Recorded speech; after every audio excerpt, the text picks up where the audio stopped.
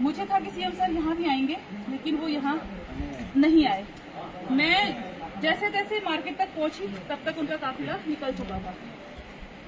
मैं काफिले के पीछे पैदल भागी हूँ रोड से। मुझे रोक रहे थे, पुलिस ने मुझे रोका, लेकिन मैं फिर भी भागी।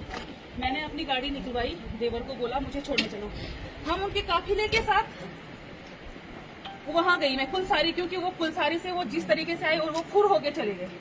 मैं उनके काफिले के साथ वहां तक भागी। मेरा काफिला मलियापौड़ में रोक दिया गया।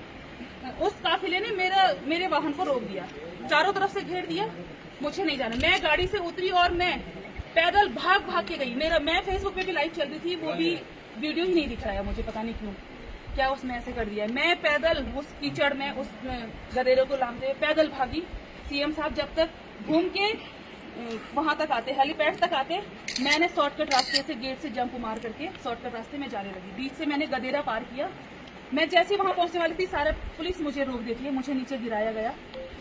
पुलिस ने मेरा चश्मा गिर गया, बहुत गंदे तरीके से पकड़ा गया। और पुलिस मेरे साथ बदतमीजी भी कर रही है, चिल्ला रही है पुलिस, महिला पुलिस मुझ पर कि आप नहीं जा सकती। मुझे रोका गया। मेरी बात मैं सिर्फ उन तक, मैं जनता की बात पहुंचाना चाह रही थी।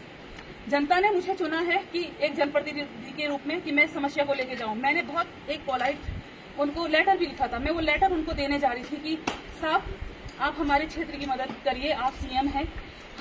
मेरे को रोना भी आया, क्योंकि मेरे क्षेत्र का दुख था, क्योंकि मैं जहां आज गई हूँ लोग रोए हैं मेरे पास। उनकी स्थिति इस तरीके से, चारों तरफ से मलबा है, लोग भय की स्थिति में लोग रह रहे हैं, रात को निकलना पड़ रहा है। यहाँ तक कि मैं राड़ीबगड़ गांव में गई, इतना स्पॉट वहां जाना भी बहुत जरूरी था। दोनों तरफ से कटाव हो चुका है, दोनों तरफ राड़ीबगड़ को, गांव को भी और राड़ीबगड़ इस वाले एरिया को भी कटाव। उस क्षेत्र में जाना बहुत जरूरी था।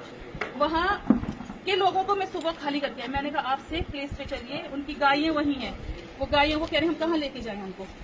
मैं उनको सेफ प्लेस पे लेके, मैंने उनको बैग के साथ, वो रोड तक आती हैं, वो मुझे फोन कर रही हैं कि मैडम गाड़ी की व्यवस्था तो है, इन प्रशासन के इनके द्वारा बोला गया कि हम कुलसारी तक उनको शिफ्ट करेंगे, लेकिन वहां पर गाड़ी नहीं। फिर मेरा स्वयं का वाहन था, मैं स्कूटी से चढ़ के भाग के सीएम साहब को मिलने गई। मैंने अपने वाहन से उनको बोला कि आप इनको कुलसारी तक छोड़िए, इन लोगों को। मैं जब तक वहां पहुंची तो तब तक वो चले गए थे, लेकिन यहाँ के जो विधायक थे, मेनली यहाँ के जो लोकल लोग हैं, जो यहाँ के बीजेपी के लोग हैं, उन लोगों की मिली भगत है। उन्होंने सिर्फ अपने लोगों के घर तक सीएम साहब को लेके गए, वहां से वापस भेज दिया गया। उन्हें ना ही चेपड़ो गया वहां कैजुअलिटी हुई है, ना ही सगवाड़ गए वहां कैजुअलिटी हुई है। वो सिर्फ अपनी नेतागिरी चमकाने के लिए या फिर अपने निजी स्वार्थ के लिए विधायक के पीछे घूम रहे हैं, बड़े नेताओं के पीछे घूम रहे हैं।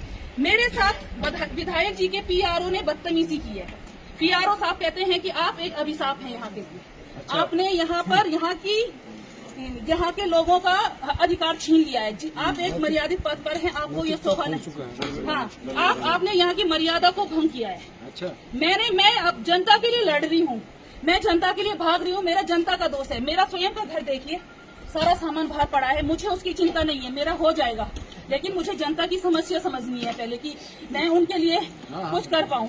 लेकिन पीआरओ साहब ने मुझे बहुत गंदे तरीके, वो वीडियो भी मुझे अभी मिल जाएगा वैसे, उन्होंने इतने गंदे तरीके से मुझसे बात की है कि आप हमारे क्षेत्र के लिए एक अभिशाप है, आपने यहाँ हमारे क्षेत्र की मर्यादा को भंग किया है। तो मेरा है, मैंने क्या मर्यादा भंग की है? लोगों की आवाज उठाना कोई मर्यादा भंग है? भंग करना, मतलब मुख्यमंत्री को खाली फूल माला पहनानी चाहिए। विधायक जी आए कल तहसील में बैठे रहे, वो क्यों विधायक जी अपनी जनता की समस्या को वहाँ तक नहीं पहुँचाते हैं? क्यों मूक दर्शक रहते हैं? क्यों पॉलिशिंग हो रही है, बटरिंग हो रही है? मैं ये जानना चाहती हूँ। आप क्षेत्र के विधायक हैं, आप वहाँ पहुँचाइए ना अपनी बात। हमारे क्षेत्र की तमाम समस्याएं यहाँ हैं, वो बिल्कुल चुप रहते हैं, न वो अधिकारियों के खिलाफ बोलना चाहते हैं, न वो जनता के लिए कुछ कदम उठाना चाहते हैं। और वहाँ पर जो पीआरओ साहब ने किया है, दानू जी हैं, हमारे क्षेत्र के हैं, वो मतलब तक हो चुका है। उन्होंने मुझसे बहुत बदतमीजी से बात की है, स्ट्रिक्टली और रूडली, बहुत रूड। मैं भी जनप्रतिनिधि हूँ, मैं रोड में भाग के गई हूँ। मेरी स्थिति क्या थी मैं जानती, मेरी सांस फूल रही थी, गधेरे पार करके मैं गिर भी गई। मेरा स्वास्थ्य भी मुझे लगा कि कुछ कंट्रोल में नहीं हो रहा है, लेकिन फिर भी मैं जाना चाह रही थी। बहुत अभद्रता मेरे, मैं जन समस्या लेके जा रही थी। मैं धामी जी से कहना चाहती हूँ कि आप आए हैं जनता की समस्या सुनने, आप हमारी समस्या नहीं सुन रहे हैं। आप क्यों आए? आप सिर्फ कुछ आने का औचित्य क्या है? हमारे अपने लोगों को पार्ट के जाने का बस। सिर्फ बीजेपी के लोग आगे पीछे घूम रहे थे। यहाँ पर बीजेपी कांग्रेस करने का मतलब नहीं है। अभी आम जनता की आवाज उठाने की, आप जनता को जो परेशानी है उससे उनको निजात देना है। अभी उनकी हेल्प हमने करनी है। और आप कर क्या रहे हैं? आप आए और आप चले गए। मुझे क्यों रोक रहे हैं? मुझे और मैं अगर नहीं, मेरा ये कहना है कि यहाँ पर नगर पंचायत के अध्यक्ष को मिलने नहीं दिया गया आपदा के समय में। तो भाई मुख्यमंत्री जी, आप मुख्यमंत्री हैं, आप कैसा व्यवहार कर रहे हैं लोगों के साथ? आपके लोग अगर इस बीच में हर्डल बन के सामने आ रहे हैं तो आपने उन लोगों को साइड करना चाहिए।